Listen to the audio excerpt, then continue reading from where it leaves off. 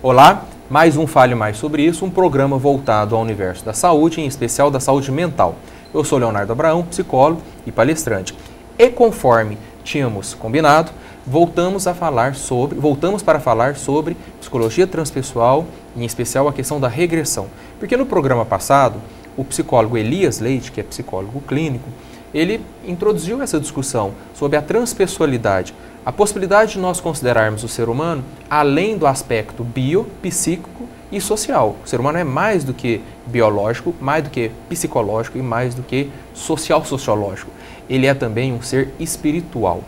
E a psicologia transpessoal é a psicologia que lida com a questão da espiritualidade humana, a nível individual, a nível relacional. E o Elias prometeu voltar e voltou. Elias, obrigado por ter voltado para a gente falar mais ainda, mais sobre isso. Olha, eu que agradeço a possibilidade de estar aqui com você, aceitando o seu convite, para discutir um pouco sobre isso e tirar um pouco das dúvidas, né, que as pessoas normalmente têm, porque realmente esse tema é um pouco complexo, é novo, né? Portanto, é um tema complexo. É novo, Elias, porque conforme a gente tinha dito no programa passado, é um tema que se insere e se inscreve no contexto de um novo paradigma, né? Nós sabemos que o conhecimento humano, ele não vem todo de uma vez. O homem vem construindo a sua história, vem construindo, né, as suas relações, mas vem construindo também o seu entendimento sobre a realidade. Desde quando os homens se fizeram algumas das primeiras perguntas, né, sobre a realidade, sobre os objetos, sobre si mesmos. E isso é um crescendo, isso é uma construção. E a ciência atua dentro de paradigmas, atua dentro de modelos, né? E a transpessoalidade, que lida com a questão da espiritualidade humana, está inscrita, como eu disse, dentro de um novo paradigma. Como assim, Elias? Repetindo, só para relembrar, o que é a transpessoalidade e como é que ela lida com o ser humano? Você disse agora há pouco que o homem é visto como ser biopsicossocial. Sim. Né? Para a psicologia transpessoal, existe algo mais. Esse algo mais nós conhecemos pelo nome de alma, de espírito, de centelha divina, de energia essencial, de princípio vital, e vai por aí afora um monte de nomes, aliás. Né? Não importa os nomes, o que importa é que existe algo além do corpo, da mente, do psique, né? E da socialidade do indivíduo. Então, esse algo mais, que é o espírito, que é a alma nossa, é o objeto de estudo da psicologia transpessoal, porque a partir dele muitas coisas refletem. Né? Por exemplo, nos nossos relacionamentos, nas nossas vivências, nos nossos problemas do dia a dia, nas nossas doenças de cada dia, assim por diante. Coisas que vêm de outros momentos, de outras épocas e assim por diante. Quando você fala assim que existe algo a mais, né, que é o espiritual, ou o espírito, ou a alma, ou a centelha de vida, que os nomes, né, são os mais variados possíveis, alguém pode estar se perguntando assim, então prova. Né? Mas essa pergunta, então prova, me mostra, indica, tira uma foto, mede, isso tudo corresponde ao paradigma clássico, à ciência clássica, que vem desde Copérnico, vem desde Isaac Newton, que passa por Descartes, passa pela Revolução Científica, passa pelo positivismo, passa pelo cientificismo. Isso tem um universo. Essa pergunta é daquele universo. Nós estamos lidando com outro universo. E existe, só fazendo um adendo no que você está dizendo, existem já algumas formas de você começar a provar. Porque quando você pega, por exemplo, uma mosca e tira uma foto Kirlian dela, ela tem uma determinada energia que ela emana. Aí você mata a mosca e tira a foto da mesma mosca com o processo Kirlian, ela já não emana mais aquela energia. O que foi que sumiu? Então é interessante que, apesar de estarmos passando de um paradigma para outro, existem pontos possíveis de contato, né, na transição de um universo para o outro. Né? E aí, nesse aspecto, como a gente disse no programa anterior, né, a física quântica, a visão quântica do mundo te permite ver esses pontos de identificação, onde uma coisa se assemelha com a outra, onde uma coisa se aproxima da outra e assim por diante. Esses pontos, inclusive, que vêm sendo explorados pela física, vêm sendo explorados pela psicologia transpessoal, vêm sendo explorados pela medicina, até chamada agora de medicina quântica e assim por diante. Sim.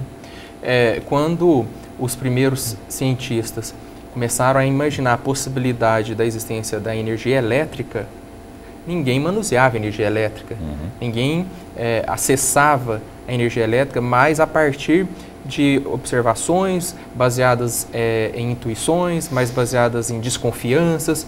O fato de não ver e não medir não impediu de que eles desenvolvessem estudos para que séculos depois, né, chegasse a novas conclusões. Exatamente, seria a questão da gente perguntar, você já viu um átomo? Exatamente.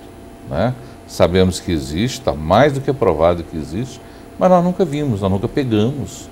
Né? Eu nunca peguei um átomo, ninguém nunca pegou o átomo, nós já pegamos a matéria que contém o átomo, mas o átomo em si nós nunca pegamos. Existe toda uma ciência baseada no átomo, apesar Exatamente. de, né, ele nunca ter sido assim isolado. Da mesma forma o elétron, né, que também até o posicionamento dele em torno da órbita do núcleo que ele percorre não se pode posicionar, mas existem estudos sobre o deslocamento do elétron. O deslocamento dele, exatamente. Então, ninguém vê o espírito no sentido dentro desse paradigma clássico, porque se nós pensarmos em mediunidade, vidência, aí podemos falar em visão de espírito, inclusive. Só que essa visão, ela já tem uma tendência para a religiosidade. Né? Aí nós já estamos mudando o paradigma. Sim. Por isso que é importante essa discussão sobre o que é paradigma. Em qual paradigma nos inscrevemos para desenvolver uma certa discussão. Porque nesse momento, as provas para a existência do espírito e das suas influências são enormes. Hoje todos nós conhecemos. Mas cientificamente ainda fica cientificamente dentro do paradigma anterior. Clássico. Ainda fica aquela questão, aquela interrogação. Ok. Agora, nós discutimos bastante sobre isso no primeiro programa. Certo. E deixamos a promessa de falar sobre regressão. O que é a regressão? Nós temos aí parte desse bloco e depois todo o programa para explorar o que é a regressão. Como é isso? Bom, a regressão eu defino como sendo uma ferramenta terapêutica, né, que hoje está na mão do psicólogo ou do terapeuta, né, para trabalhar os males que nós trazemos. Né? Então, através da regressão, eu consigo acessar o inconsciente mais profundo, né, o eu profundo do indivíduo, e voltar na origem de um problema, na origem de um trauma. Não importa se isso aconteceu há 2 anos atrás ou há 200 anos atrás. Né? Num determinado momento, a pessoa passou por um trauma, por alguma coisa forte, alguma coisa que marcou a sua história enquanto ser universal, enquanto ser que atravessa o tempo, né? E aquilo manifesta hoje na forma de uma doença, na forma de um problema grave, alguma coisa séria que impede a vida normal daquela pessoa, né? Traz sofrimento para aquela pessoa. Então a regressão me permite ir lá naquele momento, trabalhar aquele momento, trazer o indivíduo de volta para o momento presente, sem aqueles traumas, mudando toda a estrutura daquele trauma. Eu vou explicar direitinho. Né? E aí, resultado, a pessoa quando volta, ela volta num outro padrão, já sem a repercussão daquele trauma. Consequentemente, o problema que ela reclamava antes da sessão tenderá a desaparecer. Você vai explicar no próximo bloco como é que se constrói isso e uma pergunta que o telespectador talvez esteja fazendo, mas como o psicólogo consegue conduzir a pessoa a esse momento passado, que seja 10 anos passados ou 200 anos passados? Voltamos para falar mais sobre isso. Nos aguarde, porque nós vamos entender como chegar lá, ok? Te aguarde, você me aguarda, rapidinho.